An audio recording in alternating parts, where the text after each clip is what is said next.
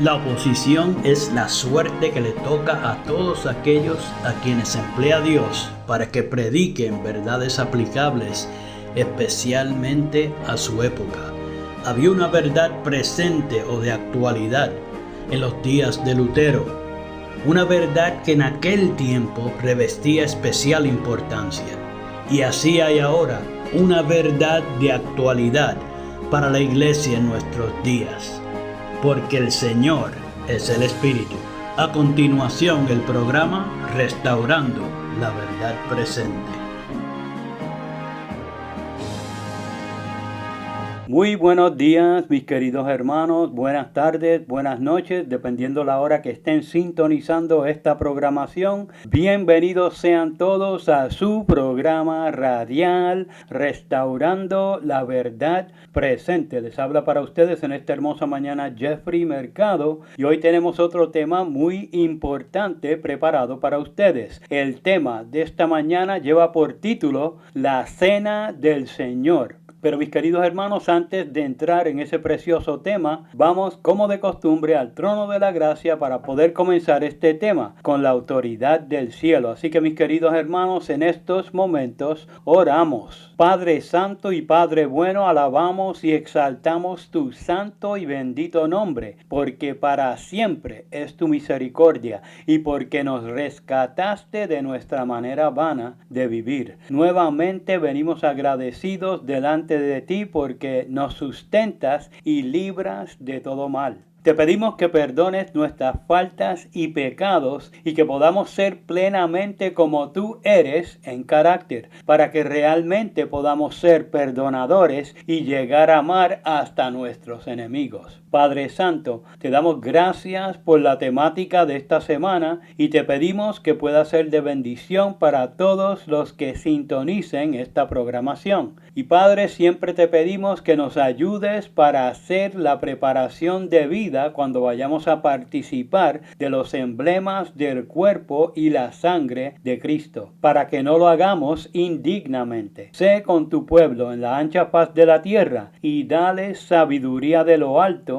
para que puedan internalizar la verdad, de manera que la puedan vivir y compartir con la humanidad cautiva. Te pedimos por todas las peticiones expuestas por los hermanos, tú las conoces, Padre, sabes las que tienen mucha prioridad. Te pedimos por salud, por liberación y por conocimiento profundo de tu santa palabra. Gracias por las peticiones que ya has contestado de manera extraordinaria y porque han hecho que los perjudicados se hayan acercado a ti. Bendice la programación de hoy y toma el control de la misma. En el nombre de Jesús te pedimos todas estas cosas, agradecidos de tu grandeza y perfecta santidad por los siglos de los siglos. Amén. Gracias, Padre. Bien, mis queridos hermanos, reciban todos un caluroso saludo de parte de este ministerio y ahora sí podemos entrar en tema. Los versículos de introducción en esta mañana los encontramos en Lucas, el capítulo 22, los versículos 14 al 20, donde allí nos dice la santa palabra de Dios. Cuando era la hora, se sentó a la mesa y con él los apóstoles. Versículo 15. Y les dijo: cuánto he deseado comer con vosotros esta Pascua antes que padezca. Versículo 16. Porque os digo que no la comeré más hasta que se cumpla en el reino de Dios. Versículo 17. Y habiendo tomado la copa, dio gracias y dijo: tomad esto y repartidlo entre vosotros. Versículo 18. Porque os digo que no beberé más del fruto de la vid hasta que el reino de Dios venga. Versículo 19. Y tomó el pan y dio gracias y lo partió y les dio diciendo: esto es mi cuerpo que por vosotros es dado. Haced esto en memoria de mí. Versículo 20. De igual manera, después que hubo cenado, tomó la copa, diciendo: esta copa es el nuevo pacto en mi sangre, que por vosotros se derrama.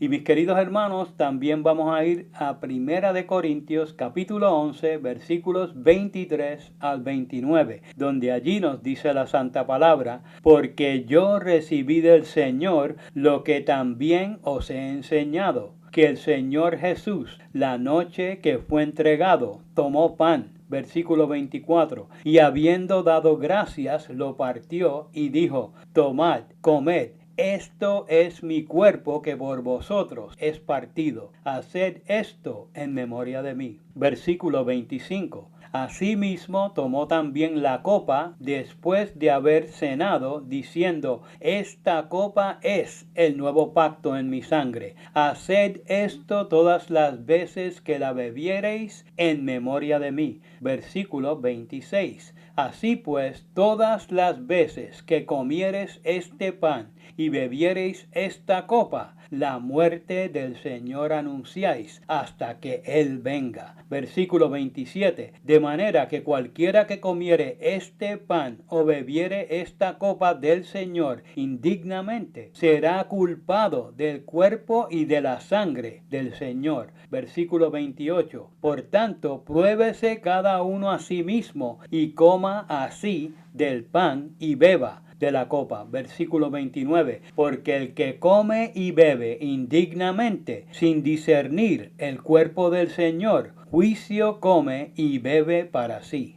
Mis queridos hermanos, en esta hermosa mañana, los que tengan oídos para oír, oigan lo que el Espíritu de Cristo dice a las iglesias que participan de la cena del Señor, en memoria de Él, y así anuncian su muerte hasta que Él venga sobre las nubes del cielo. En el programa de hoy estaremos repasando el pilar monumental de la cena del Señor, legado por nuestro Señor Jesucristo y practicado en el cristianismo. Esta conmemoración establecida por Cristo no es practicada por el judaísmo. Y en el autodenominado mundo cristiano actualmente hay muchas desviaciones de esta importante cena simbólica. Como máxima apostasía está lo que en el catolicismo llaman la comunión, que proviene realmente del paganismo y de la adoración del sol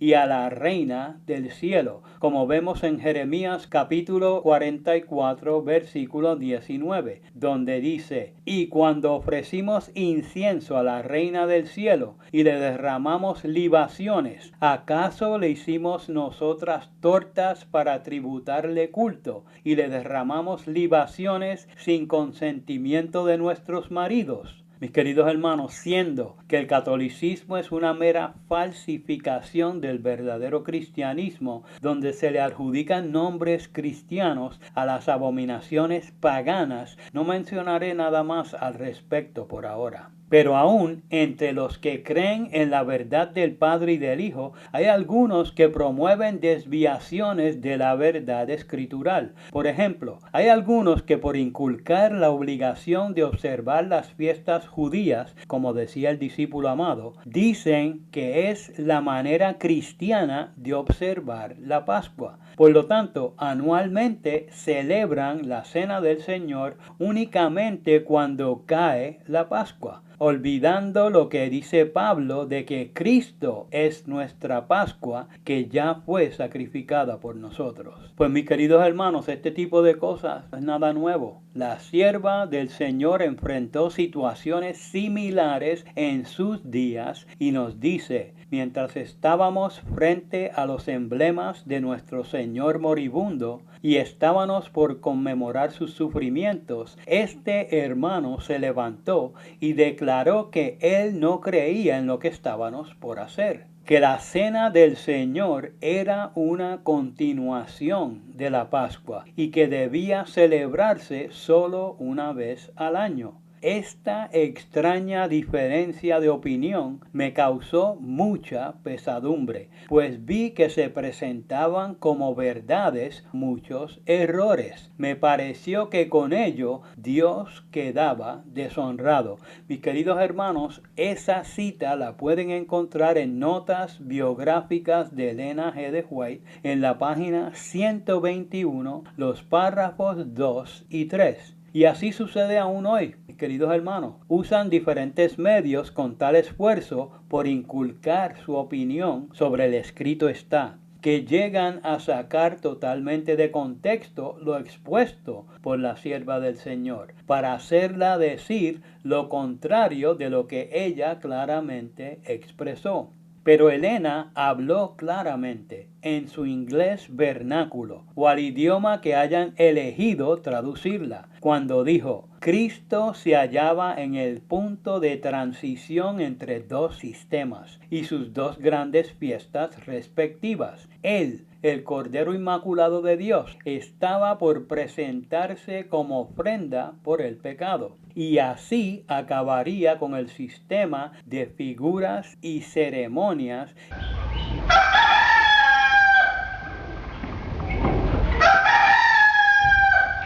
que durante 4000 años había anunciado su muerte. Mientras comía la Pascua con sus discípulos, instituyó en su lugar el rito que había de conmemorar su gran sacrificio. La fiesta nacional de los judíos iba a desaparecer para siempre. El servicio que Cristo establecía había de ser observado por sus discípulos en todos los países y a través de todos los siglos. Mis queridos hermanos, esa preciosa cita la pueden encontrar en El Deseado de Todas las Gentes, la página 608, el párrafo 2. Los que tratan de decir que ella no quiso decir lo que claramente dijo, aseguran que sus palabras se refieren a los símbolos de cada fiesta y no en el sentido de que una sustituiría la otra. No se fijan de que la última, la Cena del Señor,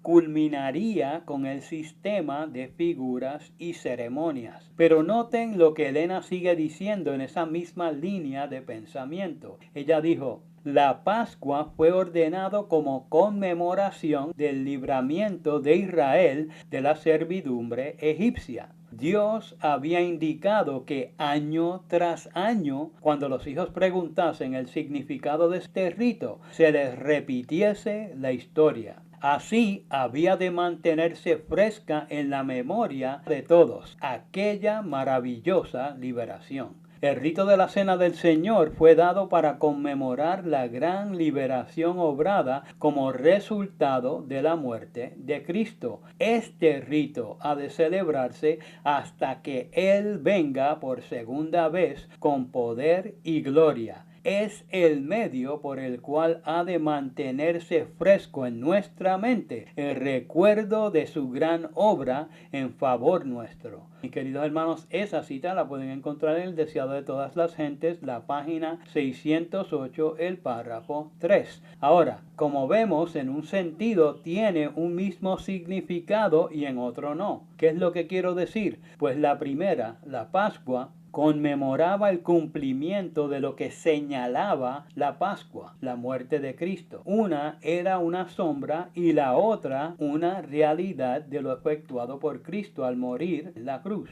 Ahora, como vimos en esta cita, aquí se nos recordaba que la Pascua era una fiesta anual. Y como en esa cita ella no hace mención de tiempo, las personas que empujan las fiestas dicen que se sobreentiende que es el mismo periodo de tiempo para la Cena del Señor. Ellos dicen que en efecto es anual, pero la sierva del Señor especifica claramente la verdad, que es totalmente contraria a la opinión que los que promueven las fiestas. Ella dijo, la cena del Señor no debe ser celebrada solo ocasionalmente o anualmente. La salvación de los hombres depende de una aplicación continua en sus corazones de la sangre purificadora de Cristo. Alabado sea su santo y precioso nombre. Por lo tanto, la cena del Señor no debería ser celebrada solo ocasionalmente o anualmente, sino con más frecuencia que la Pascua anual. Este solemne rito conmemora un acontecimiento mucho mayor que la liberación de los hijos de Israel de Egipto.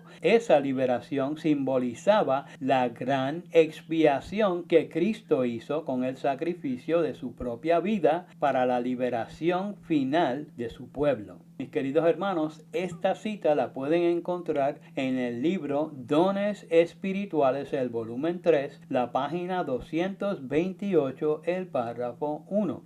En esta cita vemos algo que algunos aceptan difícilmente, pero que es una clarísima verdad. La cena del Señor conmemora un acontecimiento mucho mayor que la liberación de Israel en Egipto, pues conmemora el sacrificio expiatorio de Cristo en la cruz del Calvario para la liberación de la humanidad del pecado, todos los que lo acepten. Por tal razón debía celebrarse mucho más frecuentemente para beneficio del pecador arrepentido. No tenía limitaciones de tiempo y se celebraría hasta la misma venida de Cristo. El tratar de equiparar o asemejar más la segunda a la primera o la primera a la segunda es rebajar lo establecido por el Divino Maestro. El hacer tal cosa es preferir la sombra a la realidad, lo cual es una abominación a Dios. La cena del Señor debe ser muy sagrada. Es santa porque representa la muerte de nuestro Divino Maestro, porque representa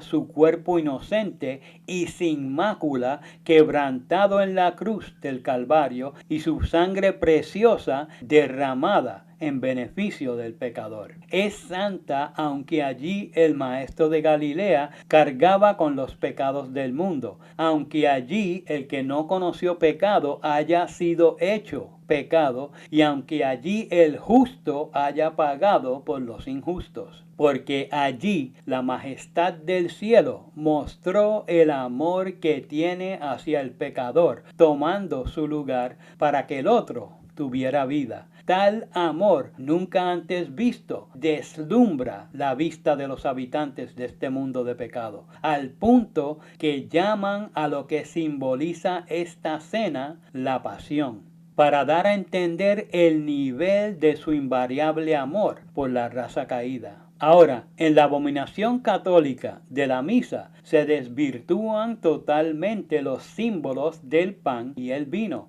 presentando un vino fermentado, del cual solo beben los líderes embriagados del vino de Babilonia, y en vez del pan presentan una oblea o una hostia redonda en honor al sol, hecha de harina de trigo refinada y agua. La hostia es hecha especialmente para que se derrita en su boca y no haya que masticarla. Aquí no hay partimiento del pan, símbolo del cuerpo magullado de Cristo. Hablando acerca de los emblemas, la sierva del Señor nos dice: el pan partido y el puro jugo de uva deben representar el cuerpo quebrantado y la sangre derramada del Hijo de Dios. No debe presentarse pan leudado en la mesa de comunión. El pan ácimo es el único símbolo correcto de la cena del Señor. No se debe usar nada fermentado. Solo se deben usar el fruto de la vid y pan sin levadura. Mis queridos hermanos, esa cita la pueden encontrar en la Review and Herald del 7 de junio de 1898 en el artículo titulado La Cena del Señor y la ordenanza del lavatorio de los pies. Artículo número 2, párrafo 5. Por lo tanto, no hay licencia para romper los símbolos que representan el cuerpo y la sangre de Cristo.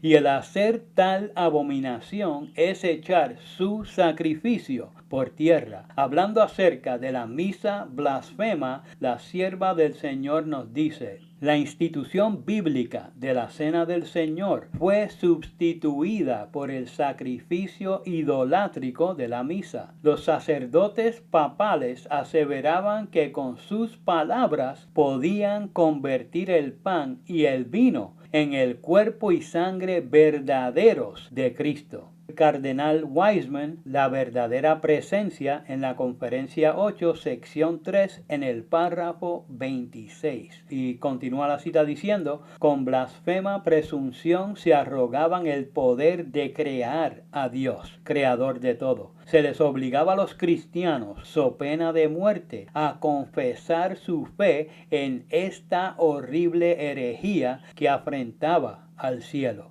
Muchísimos que se negaron a ello fueron entregados a las llamas. Mis queridos hermanos, esa cita la pueden encontrar en El Conflicto de los Siglos, la página 56, el párrafo 2. Recuerden algo muy importante, mis queridos hermanos. Este sistema abominable no es realmente cristiano.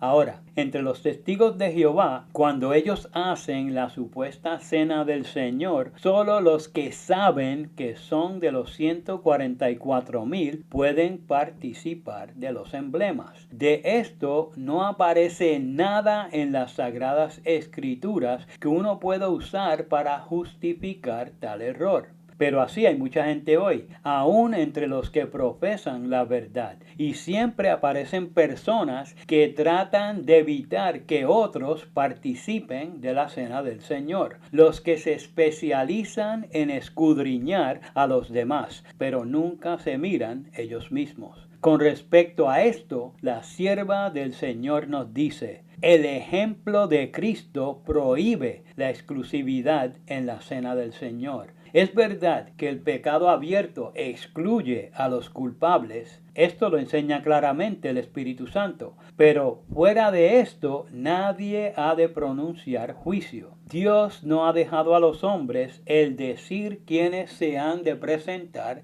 en estas ocasiones. Porque ¿quién puede leer el corazón? ¿Quién puede distinguir la cizaña del trigo? Por tanto, pruébese cada uno a sí mismo.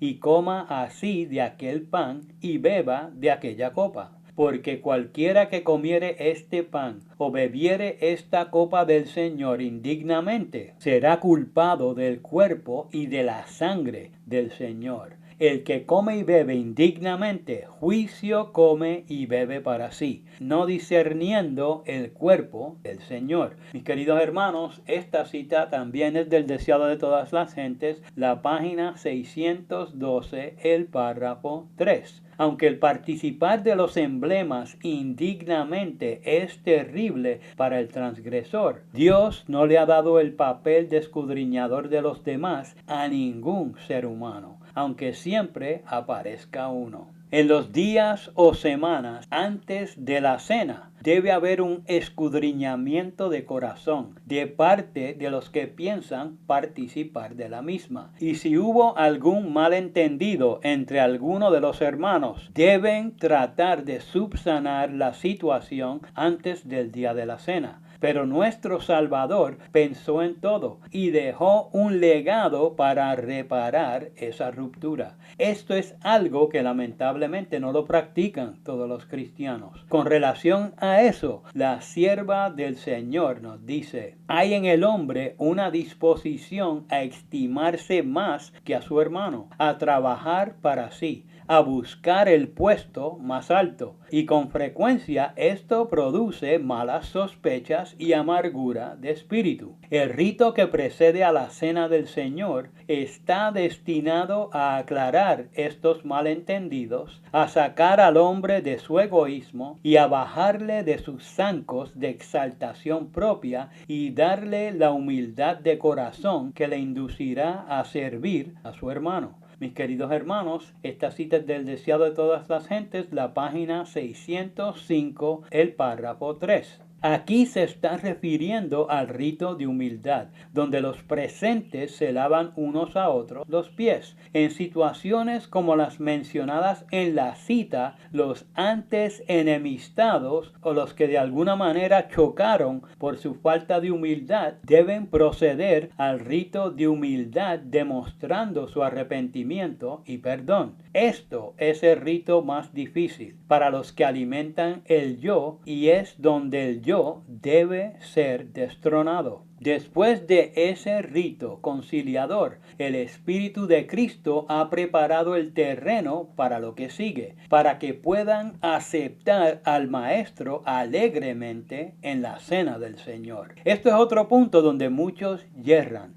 Piensan que esta es una ocasión muy triste debido a que representa la muerte ignominiosa del Señor mientras ellos piensan en su propio mal proceder. Algunos entran en la misma como si estuvieran de luto, no analizando lo logrado por nuestro Salvador. Hablando acerca de este malentendido, la sierva del Señor nos ilumina al decir: pero el servicio de la comunión no había de ser una ocasión de tristeza. Tal no era su propósito. Mientras los discípulos del Señor se reúnen alrededor de su mesa, no han de recordar y lamentar sus faltas. No han de espaciarse en su experiencia religiosa pasada, haya sido elevadora o deprimente. No han de recordar las divergencias existentes entre ellos y sus hermanos. El rito preparatorio ha abarcado todo esto. El examen propio, la confesión del pecado, la reconciliación de las divergencias, todo esto se ha hecho. Ahora han venido para encontrarse con Cristo. Alabado sea su santo y precioso nombre. No han de permanecer en la sombra de la cruz, sino en su luz salvadora. Han de abrir el alma a los brillantes rayos del sol de justicia, con corazones purificados por la preciosísima sangre de Cristo, en plena conciencia de su presencia, aunque invisible. Han de oír sus palabras: la paz os dejo, mi paz os doy. No como el mundo la da, yo os la doy. Mis queridos hermanos, esa preciosa cita la pueden encontrar en El Deseado de Todas las Gentes, la página 613, el párrafo 4. Pablo, lleno del Espíritu de Cristo, nos deja saber lo que recibió del mismo Señor y nos dice en 1 Corintios capítulo 11 versículo 26: así pues todas las veces que comiereis este pan y bebiereis esta copa, la muerte del Señor anunciáis hasta que Él venga. ¿Qué quiso decir con esto? Muchos se preguntan. Pues no es un anuncio de un fracaso, como hace un tiempo atrás dijo el actual obispo de Roma, sino todo lo contrario. Al participar del pan sin levadura y del jugo de uvas fresco, expresamos públicamente que creemos en estos emblemas que representan la gran victoria de Cristo en la cruz del Calvario. Por lo tanto, aceptamos su sacrificio expiatorio y nos arrepentimos de nuestros pecados que lo llevaron a la cruz. Al comer y beber del pan y del vino que representan su cuerpo quebrantado en la cruz y su sangre preciosa derramada en favor nuestro, en sentido simbólico comemos su carne y bebemos su sangre. De esta manera recibimos a Cristo como nuestro Salvador y mostramos al mundo nuestra intención de internalizar al Divino Maestro. Aceptamos su obra, colaboramos con Él y deseamos que Él cambie nuestro ser al unir su gloriosa naturaleza divina con nuestra naturaleza humana redimida por el Señor. Mis queridos hermanos, todo para provecho espiritual nuestro. Hasta aquí el programa de hoy. Les habló para ustedes Jeffrey Mercado. Hasta el próximo programa. Que Jehová les bendiga. Para copia del programa de hoy, o si quieren apoyar el programa radial Restaurando la Verdad Presente, favor llamar al 787-238-8859. 787-238-8859. 8859. Y recuerden 1 Corintios 8:6. Nosotros empero no tenemos más de un Dios, el Padre, del cual son todas las cosas y nosotros en Él, y un Señor Jesucristo, por el cual son todas las cosas y nosotros por Él. Que el Padre de nuestro Señor Jesucristo les bendiga.